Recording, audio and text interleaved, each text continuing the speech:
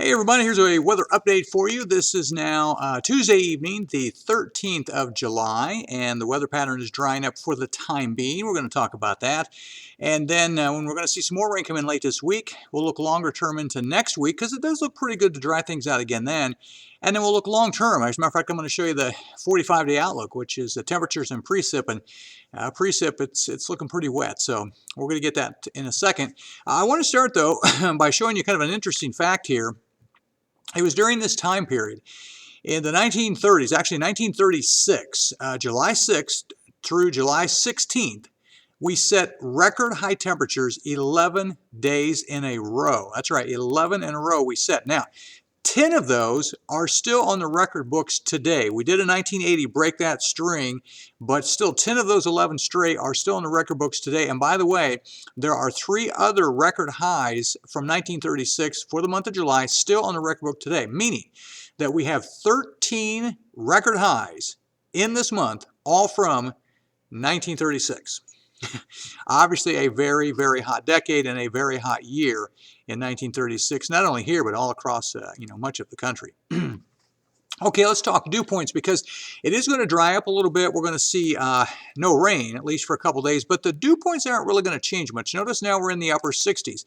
I'm just going to let this play out. Tomorrow we're upper 60s. As we get into the day on Friday, we're actually back in the low 70s. So it's still going to be quite muggy. Even though we're going to be dry, the temperatures are going to come up. The heat index value will come up. So it's going to be very summer-like the next couple days, even though we're going to get a break from the rainfall. Speaking of that, I'm going to let this play out. This is Futurecast for the next 48 hours. I'm recording this here about 8:30 on Tuesday night, so this will go out until about 8:30 on Thursday. And you'll notice we're dry.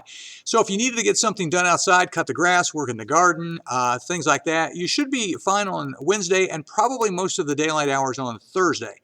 Notice though, we start to get showers and storms developing west-northwest of here Thursday evening, and it looks likely Thursday night and Friday we're going to see some storms in here. It's possible there could be some severe weather mixed in with that Thursday night and Friday. That's also something we'll be looking at, but we do see a break, at least for a couple days, of some dry weather. Speaking of the threat of severe weather, I did want to show you this. This is from the Storm Prediction Center. This is 7A Thursday to 7A Friday. For us, it'd be mostly Thursday night into Friday morning. It's on the very low end, the marginal risk, but it would not shock me that I would see part of that upgraded to a slight risk around here. Again, for this area, it'd probably be late Thursday and into Friday. So it's something we'll watch for the end of the work week as we see the weather pattern getting active again as we end the week. And we can kind of highlight that for you here. Here's the map now. This is forecast for, let's see, this is a Friday morning. So here comes the front from the north. So that's why Thursday night, Friday, the front moves in. We see the rain chances ramping up. This is now Saturday morning.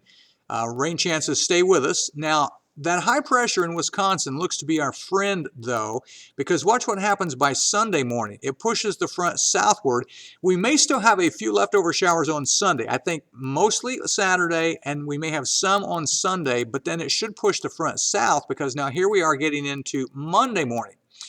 Even with that wave of low pressure along the front, I think we're in pretty good shape locally. The high pressure is pretty strong, and now this is getting into Tuesday. The high suppresses that front even more. So as we get into the first of next week, we kind of dry things out a little bit thanks to high pressure moving in here and shoving the wet weather, at least for the time being next week, down to the south of this area. So let's take this day by day with precip. This is basically 7p Tuesday to 7p Wednesday. So this is basically on Wednesday, we're looking dry. This is on Thursday. We should be dry till late. This is now Friday. Here comes the front. See that? So Thursday night into Friday. Next will be Saturday. Good chance. So Friday, Saturday look like our wettest days. This is now 7p Saturday to 7p Sunday. And again, for us, we may see some early, but right now the thinking is it could push south of here as the day wears on Sunday when we dry out some. This would then be getting into Monday. Looks good. The front goes south. And this would be getting into Tuesday. The front goes south. So we're going to be dry for a couple days. We'll get 2 or 3 days of rain, Friday, Saturday primarily. And then I really think a fair amount of next week will actually be dry here. We're going to dry things back out a little bit. So here's our 7-day forecast, and you can see the next 2 days are very summer-like, 90 on Thursday. Heat index will be mid-90s easily.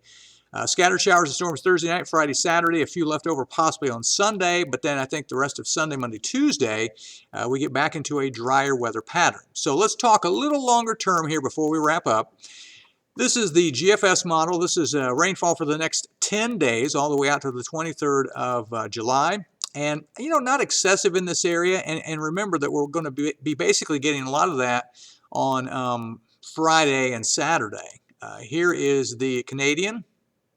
Again, over a 10-day period, not excessive really. And this is the European. Again, not crazy rainfall totals really in this area. And again, I think a lot of that's going to occur on a couple days there on Friday and Saturday. So I think that the excessive amounts of rain probably kind of drying up a little bit. I wanted to show you what's called the European weeklies. These are temperatures for a week. This is temperature anomaly, if it's warmer or cooler than normal. This is week 1, which gets us all the way out to the 20th of July. Normal to slightly below normal here. This is week 2, which would get us out to the 27th of the month. And again, near normal. And now this is week 3, which would be the end of July into the first few days of August. Again, pretty close to normal. I mean, I don't think we're going to get excessively hot. We have a lot of moisture in the ground. It's hard to get really hot temperatures when we have a lot of moisture around. So you get the idea over the next 3 weeks. The temperatures don't look anything crazy. And we're going to end with the European weeklies on a long term. Now we're talking, the next 45 days. This would be all the way through basically the end of August, the end of meteorological summer. And you kind of get the idea. The heat stays in the west, and in the north we stay pretty close to normal. But I'm going to end with this. Look at that.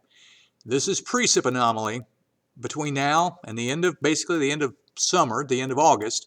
And I mean, some of the heaviest rains compared to normal are centered right over the Ohio Valley, Indiana, Illinois. So right now it looks like the rest of summer probably not excessively hot, but probably quite wet. It looks like this pattern may continue long term, that is, with wet weather as we head through the rest of the summer. So that's the way things look right now. But the good news, next couple days, we got some better weather, dry weather, sunshine. If you need to get outside and get some things done, next couple days, looking pretty good.